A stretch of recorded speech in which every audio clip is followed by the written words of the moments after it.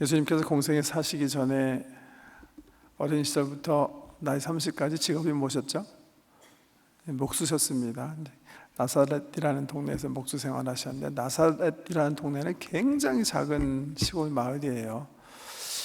뭐 아무도 정확하게 모르겠지만, 왜 이렇게 길거리 이렇게 기차 타고 지나가면 이렇게 산동네 마을 하나 이렇게 쓱 보이고 그냥 지나가는 그런 마을이 나사렛 같은 데예요. 아무도 정확하게 몇 가구가 거기서 사는지는 그 당시, 예수님 당시 알 수는 없지만,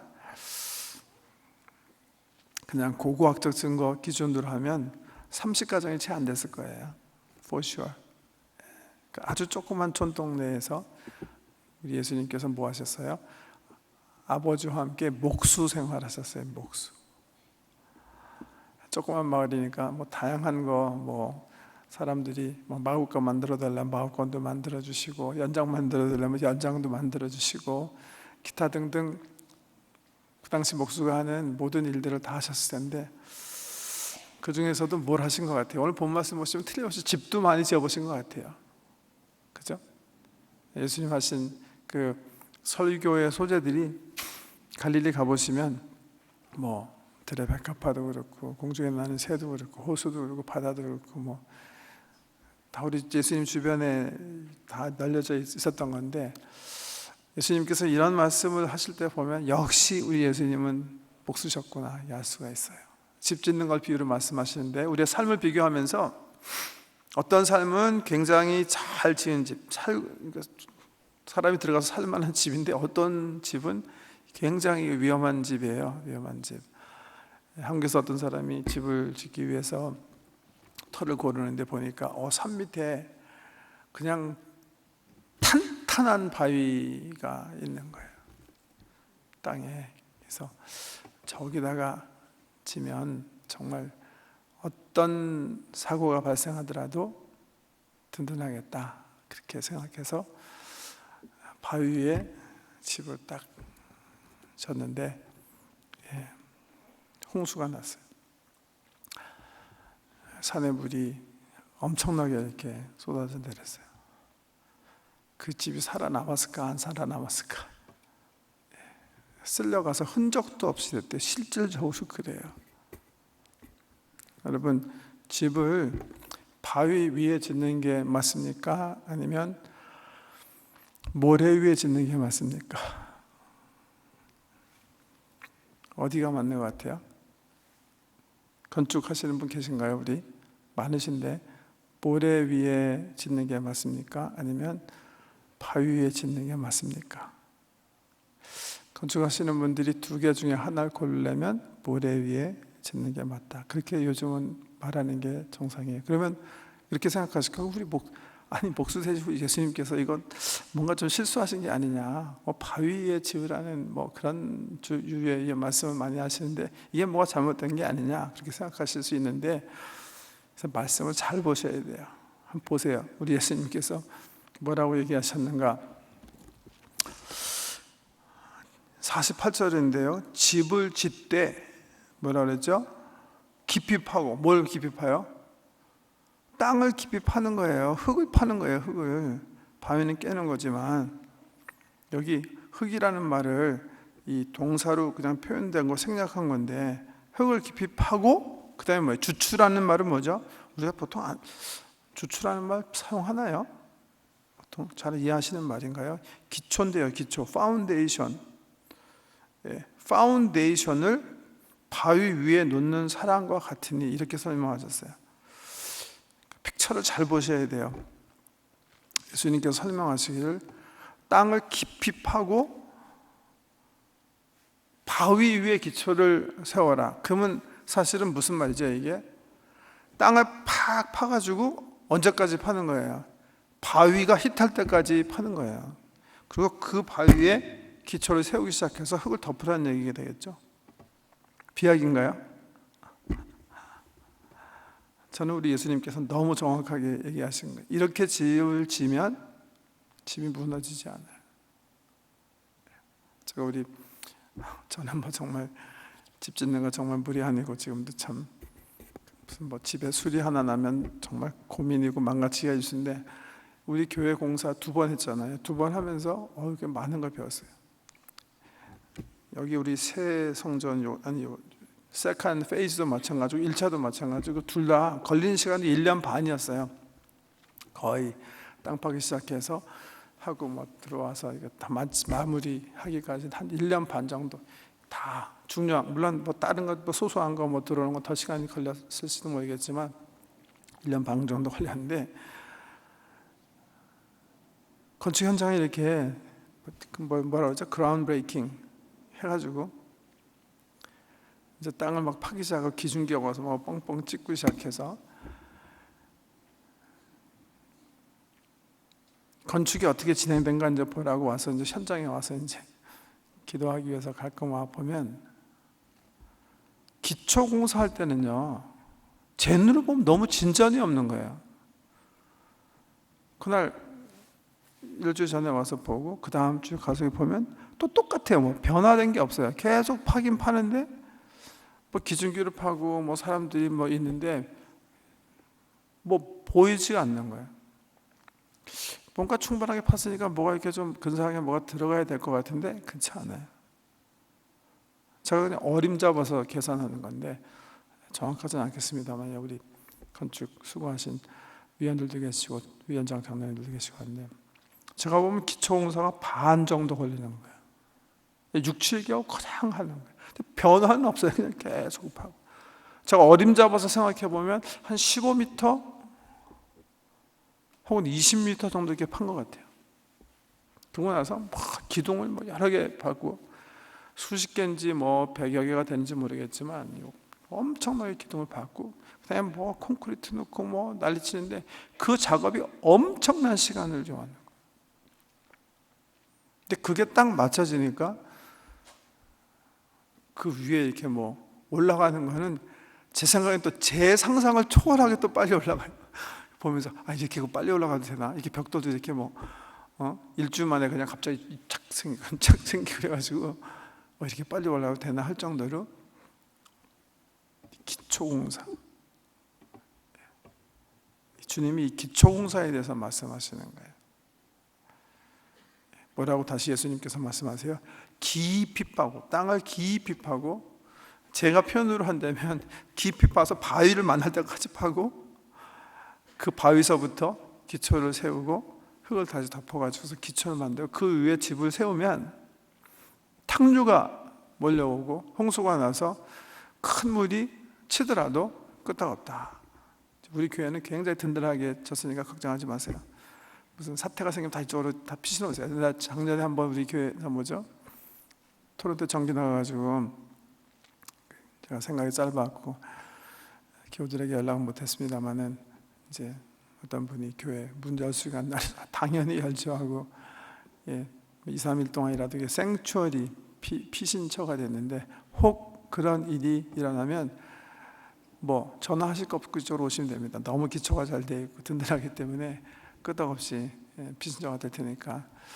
자, 우리 예수님께서요 자기의 건축 경험을 토대로 해서 오늘 본 말씀 주신 건데, 집이 그렇게 막 기초 깊이 파고 반석에서부터 시작해서 기초 세워서 어떤 크라이시스가, 어떤 사건 사고가 발생하더라도, 문제가 발생하더라도 끄떡없는 그런 집이 있는가 하면, 그냥 깊이 파지 않고 뭐라 그랬어요? 여기 보면 뭐라 그랬죠? 정확하게 주추 없이, 기초 없이 흙 위에 그냥 집을 지은, 그러니까 기초 문제거든요. 그죠? 말씀 있는 그대로 보면 이 49절 주추 없이, 기초 없이 흙 위에 집 지은 사람 같으니 이 사람의 삶은 탕류가 흐르면 이제 무너지게 된다. 제가 이 말씀을 전하면서 이거 보고 이거 마태복음을 가서 비교를 할까 말까 지금 막 망설이는데요. 마태복음 7장에도 보면 예수님께서 산상수훈을 다 마치신 다음에 비슷한 말씀을 하세요.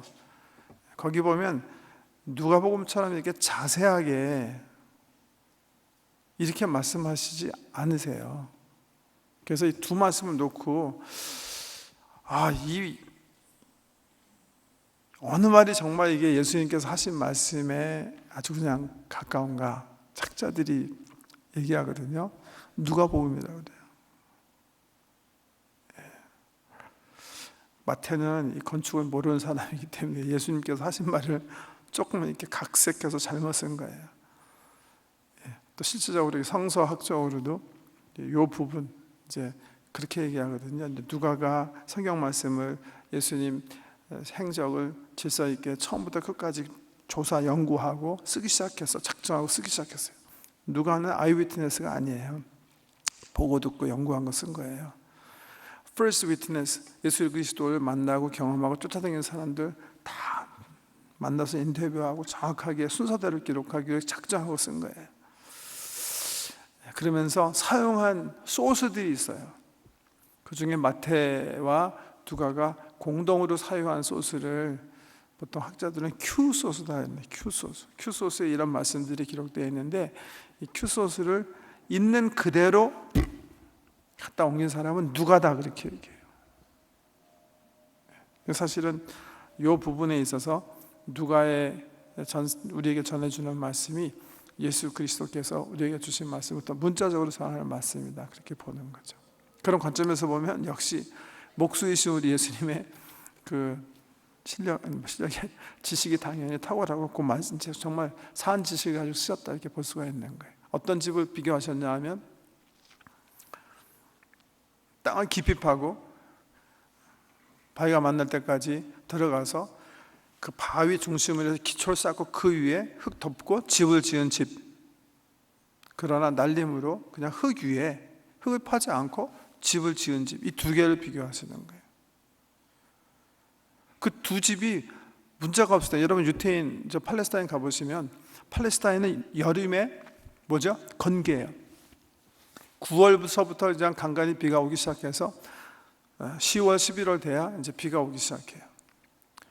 그리고 중간중간에 오다 말다 하다가 3월달 되면 늦은 비 해가지고 비 끝나요. 주로 건기가 많기 때문에 여름에는 뭐 엄청나게 덥잖아요. 거기가 사막기후처럼 막 더워가지고서는 땅이 갈라지고 땅이 드러나서 사실은 여름에 보면 사막 땅이에요. 뭐 사막이라 해서 막 생모래이기보다는 돌짝박 같은 그런 사막인데 비가 오지 않기 때문에 여름에 집을 질 때 탕주가 어디서 칠지 사실은 잘 알지 못하는 수가 있어요. 그럴 때일수록 정말 기초를 잘 닦아야 되는데 그 비유, 그 경험을 예수님께서 들어 말씀하시는 거예요. 흙 위에 아무 생각 없이 탕주가 밀려올 것도 생각하지 않고 여름에 그냥 번쩍 지은 집, 그렇지 않고 깊이 있게 땅을 파들어가서 바위서부터 정말 이렇게 기초를 쌓은 그런 집. 우리 인생이 그런 것 같다. 우리 인생이 그렇다는 거예요.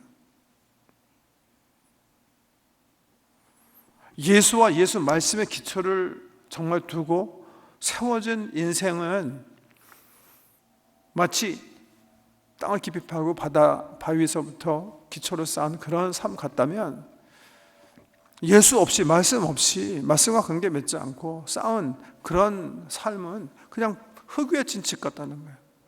두 집이 멀쩡해요. 근데 언제 문제가 터져요? 탕류가 몰려올 때, 삶의 위기가 몰려올 때 오래가지 못하고 기초가 없는 집은 쓰러지는 거예요. 개인적인 삶 속에서 얘기하지만 먼저 생각해 보세요, 여러분. 우리 인류 역사 가운데 보면 의도적으로 사람들이 하나님께 바벨 쌓으면서 예수 다 빼버리자 그럴 때가 있었어요. 지금 노스 아메리카가 점점 그 꼴 돼가는 것 같아서 정말 심히 걱정이 됩니다만은 언제 있었죠? 19세기에 막스랑 엥겔이 하나님 이거 사람들이 만들어낸 거다. 이 인류의 히스토리의 방향을 새롭게 하기 위해서는 우리가 지금 주창하는 이 흐름으로 다시 나라를 세워야 된다. 그 말을 곧이곧대로 믿고 오케이, 내가 해봐야 되겠다. 그런 사람이 있었어요. 누구죠? 러시아예요. 네, 레닌, 후르시초코프 뭐 이런 사람들이 막스나 엥겔을 읽고 이거다 바로 여태까지 속았다. 하나님 무슨 하나님이냐? 빼버려라. 다 빼고 나라 지었어요.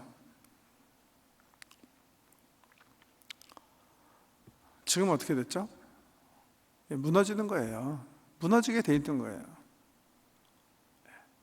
실질적으로 야사에 의하면 레닌은 죽기 전에 회개했대요. 아, 이거 잘못했다. 이건 잘못한 거다. 내가 지금 혁명을 일으키고 난리 쳤는데 결국 사람의 그 악함 때문에 나는 한번 사람을 교화해서 뭔가 혁명을 일으키면 나라가 새롭게 될 줄 알았는데 욕심이 욕심을 나서 우리는 더 악하게 되고 더 많은 사람을 죽였는데 지금 러시아를 구하려면 성 프란시스 같은 사람이 100사람이 필요하다. 이게 마지막 레닌이 남긴 말이래요. 야사입니다만. 그래서 어떤 분들은 우리가 천국에 가면 레닌을 만날지도 모르겠다 그렇게 얘기하는데요. 가봐야 하는 얘기지만 스스로 평가할 때도 결국은 100년 못 가서 다 문 닫았잖아요. 예수 그리스도가 기초. 근데 우리 개인적인 삶도 마찬가지예요. 예수님과 그의 말씀의 기초를 두고 내 삶을 세우면 환난이나 사고가 없을 때는 몰라요. 근데 정말 삶의 환난이 닥쳐오면, 정말 심판날이 다가오면, 정말 탕류가 우리 삶을 치기 시작하면 딱 드러나게 돼 있다는 거예요.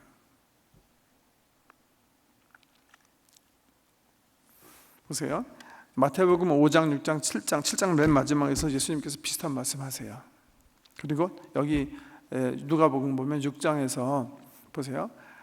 참 성서학적으로 보면 마태복음은 5장, 6장, 7장 산상수훈이다 그래요. 왜? 예수님께서 산에 오르사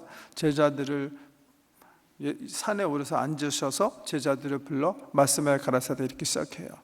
누가복음 6장은 산에서 제자들 기도하시면서 뽑으신 다음에 평지를 내려오셔서 거기에 있는 사람들에게 설교하시는 말씀으로 산상보훈과 비슷한 교훈이 기록되어 있어요.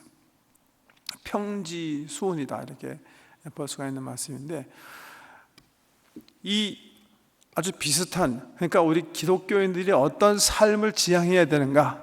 그래서 어떤 사람들은 이거는 기독교 윤리에 대한 가르침이다, 붙잡고 살아야 하는 도덕률이다 이렇게 말씀하는데, 이 도덕률을 말씀하신 다음에 마태복음이건 이 누가복음이건 공통적으로 얘기하는 거예요. 집비유로 예수님께서 말씀을 마치셨다는 거예요. 주님께서 쭉 말씀하신 다음에 명령하셨어요. 이렇게 살아라, 이렇게 살아라, 이렇게 살아라, 이렇게 살아라. 중요한 포인트를 말씀하셨어요. 그리고 나서 집 짓는 이 삶의 어떤 이 두 건축물에 대한 비유를 말씀하시는 거예요. 그러니까 사실은 이 말씀 자체이기보다 이 전에 말씀하신 내용을 우리가 살 것인가 안 살 것인가가 결국 우리 삶에, 우리가 우리의 삶을 짓는데 정말 흙에 그냥 기초 없이 짓는 그런 삶을 살 것인가, 아니면 정말 땅을 파고 바위서부터 기초를 쌓은, 그래서 어떤 시험과 환난이 다가오고 문제가 터지고 사건 사고가 나고 또 정말 우리 예수님께서 우리를 심판하시기 위해서 마지막에 나타나실 때 견딜 수 있는 내 삶을 내가 세웠는가, 결정짓게 되는 아주 중요한 거예요. 뭘 말씀하셨는가 살피는 게 중요해요. 좀 구체적인 말씀을 우리가 얻기 위해서 한번 보세요. 6장 앞에 한번 보세요. 20절 말씀부터 이제 말씀하시기 시작하시는데요. 그냥 한번 읽어드릴게요. 그 다음에 이제 큰 골격만 한번 이제 잡아드릴게요. 예수께서 눈을 들어 제자들을 보시고, 그러니까 6장 20절입니다. 예수께서 눈을 들어 제자들을 보시고 이르시되 너희 가난한 자는 복이 있나니 하나님의 나라가 너희 것이며, 지금 줄인 자는 복이 있나니 너희가 배부름을 얻을 것이며, 지금 우는 자는 복이 있나니 너희가 웃을 것이며 인자로 말미암아 사람들이 너를 미워하며 멀리하고 욕하고 너희 이름을 악하다 하여 버릴 때에는 너희에게 복이 있도다. 그날에 기뻐하고 뛰놀라 하늘에서 너희 상이 큼이라. 그들의 조상들이 선지자에게 이와 같이 하였느니라. 그러나 화 있을 진저 너희 부요한 자여 너희는 너희의 위로를 이미 받았도다. 화 있을 진저 너희 지금 배부른 자여 너희는 줄이리로다. 화 있을 진저 너희 지금 웃는 자여 너희가 애통하며 울리로다. 모든 사람이 너희를 칭찬하면 화가 있도다. 그들의 조상들이 거짓 선지자들에게 이와 같이 하였느니라. 복과 화 4개씩 딱딱 얘기하셨어요.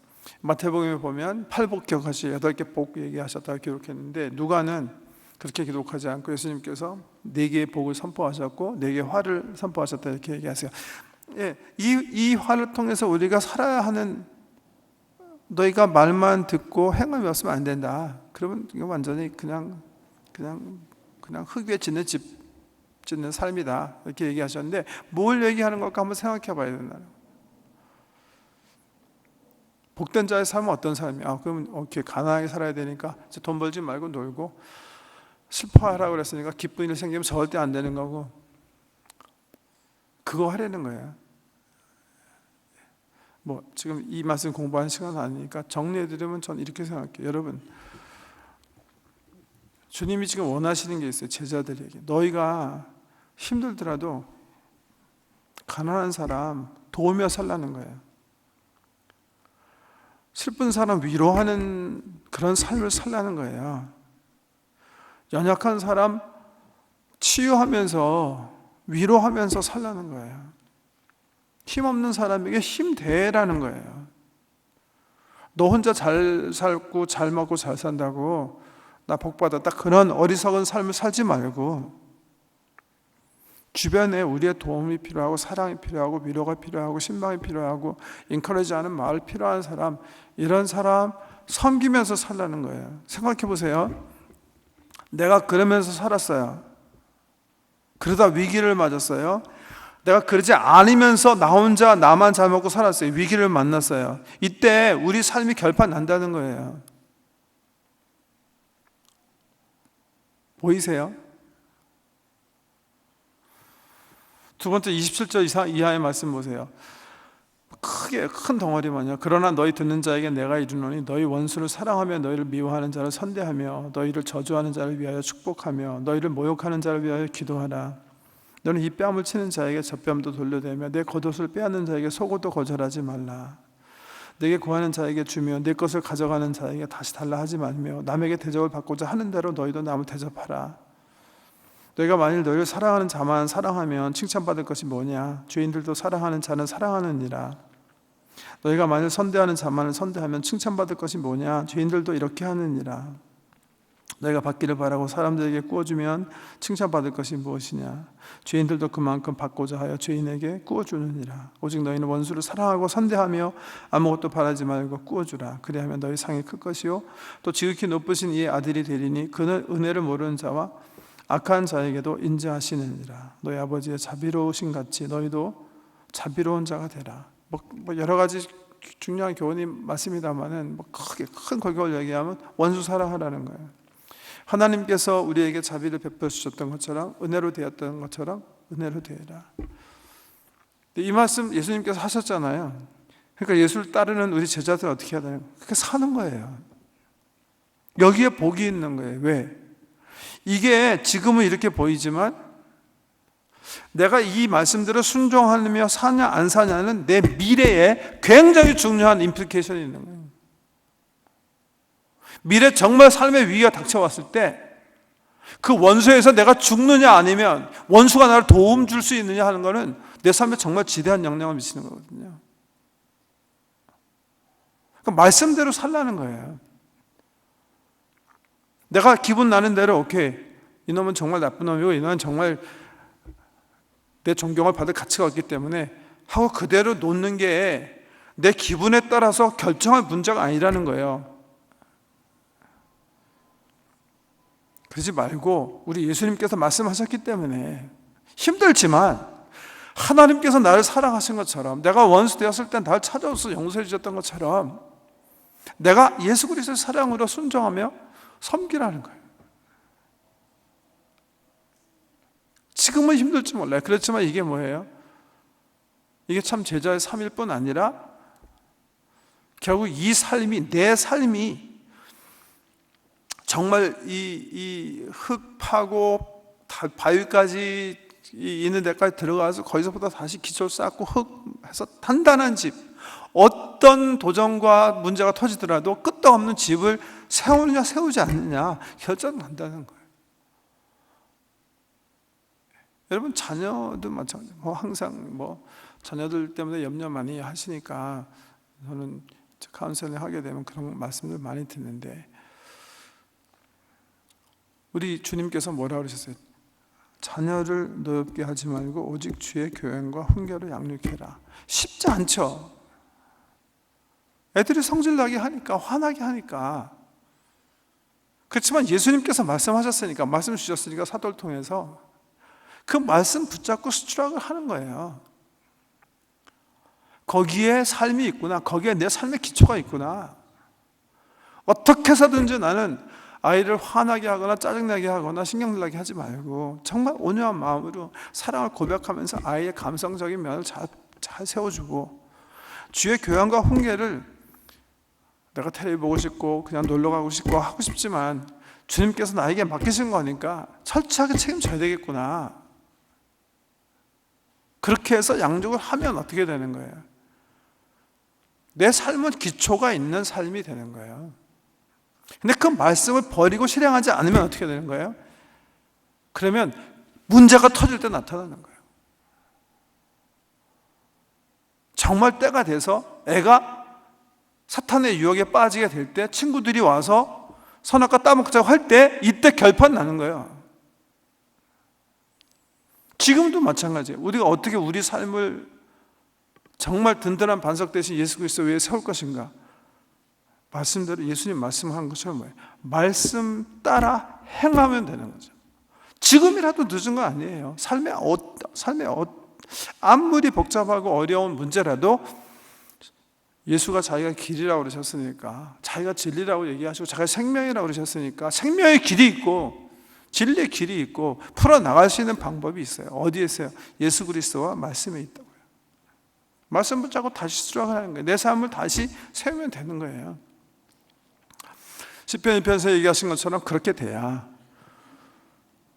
내 삶이 시냇가에 심은 나무처럼 정말 시절을 쫓아 열매 맺고 나무가지가 무성하고 마르지 않는 것 같고, 그렇지 않으면요, 그냥 심판날에 그냥 바람에 날아가는 겨 같은 삶이다 얘기하잖아요. 그 예수님 얘기하시는 거예요. 몇 가지 중요한 교훈을 얘기하시면서 30절 이하에 보면 비판하지 말라가 주종인 것 같아요. 한번 읽어드릴게요. 비판하지 말라, 그리하면 너희가 비판을 받지 않을 것이요, 정죄하지 말라, 그리하면 너희가 정죄를 받지 않을 것이요, 용서하라, 그러면 너희가 용서를 받을 것이요, 주라, 그리하면 너희가 줄 것이니 곧 후이되어 누르고 흔들어 넘치도록 하여 너희에게 안겨주리라. 너희가 헤아리는 그 헤아림으로 너희도 헤아림을 도로 받을 것이다. 이게 무슨 말이에요? 비판을 넘치게 하면 어떻게 돼요? 반드시 비판받게 돼 있어요. 진리예요? 진리 아니에요? 그래요. 내가 용서해요. 남이 잘못할 때 용서해요. 그럼 어떻게 돼요? 그 용서를 배로 받게 돼 있다는 거예요. 근데 안 해요. 내가 미워해요. 그럼 어떻게 돼요? 배로 받는 거예요, 거기요.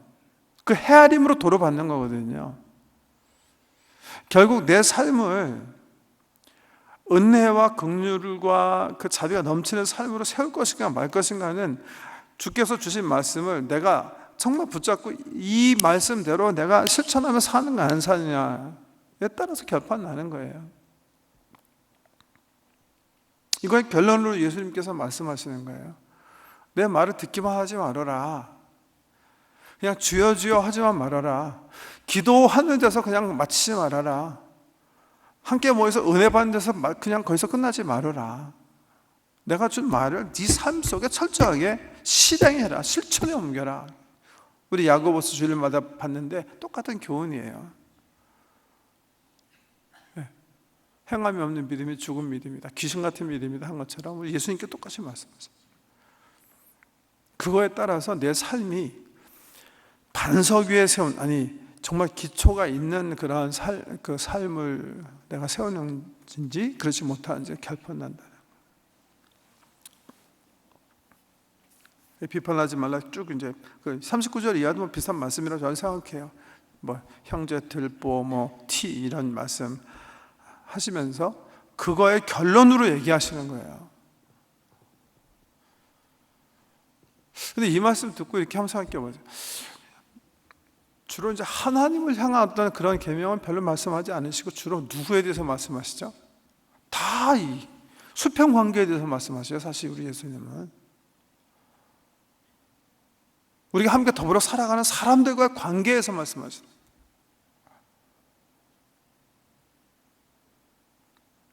여기에 우리 삶의 기초가 있다는 거예요. 오늘 말씀 받으셨으니까 그냥 큰 덩어리입니다. 결심하시고 하시면 되는 거예요. 내가 이제부터 예수님께서 말씀하셨으니까 그냥 나랑 친한 사람끼리만 놀고 나랑 소위 이제 사회적 수준이 같은 사람끼리만 놀고 내가 이렇게 마음에 맞는 사람끼리만 놀고 하지 말고 내 도움이 필요하고 내 위로가 필요하고 나의 사랑의 고백이 필요하고 하는 사람들과 좀 이렇게 정말 예수님 섬기는 것처럼 내가 섬겨야 되겠구나. 왜 예수님께서 또 그러셨잖아요. 마태복음 26장에 보면 뭐라고 하셨어요? 25장이죠. 25장에 뭐라고 하셨어요? 심판날에 지극히 작은 자에게 한 게 나에게 한 거라 그러시잖아요. 그렇게 하지 않는 사람들은 너희들은 난 너 모르는 사람들이다. 너는 내가 굶주렸을 때 너는 나를 돌보지 않았다. 중요하셔서 예수님께서 말씀하시는 거니까 이렇게 말씀하셨기 때문에 조금 각도 트는 거예요. 내가 정말 순종해야 되겠다. 내가 신경 써야 되겠다. 내가 정말 전화하고 위로해야 되겠다. 내 주변에 내 사랑이 필요하고 돌봄이 필요한 사람들에게 관심을 가져야 되겠다 하고 실천을 옮기는 거예요. 그게 내 삶을 단단한 예수 그리스도와 말씀의 기초에 세우는 길이기 때문에 그런가 하면 원수를 사랑해라 했잖아요. 살다 보면 정말 비기 싫은 사람 많죠.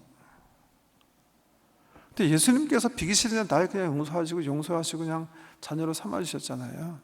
그 사랑 기억하고 나의 주님 되신 왕 되신 나의 삶의 구세주 되신 주님이 말씀하시니까 Yes, I will. 사랑합니다. 나에게 범한 죄, 나에게 입힌 손해 내가 더 이상 가슴에 품지 않겠습니다. 형제여 사랑합니다. 원수 사랑하라 그러니까 사랑하는 거예요.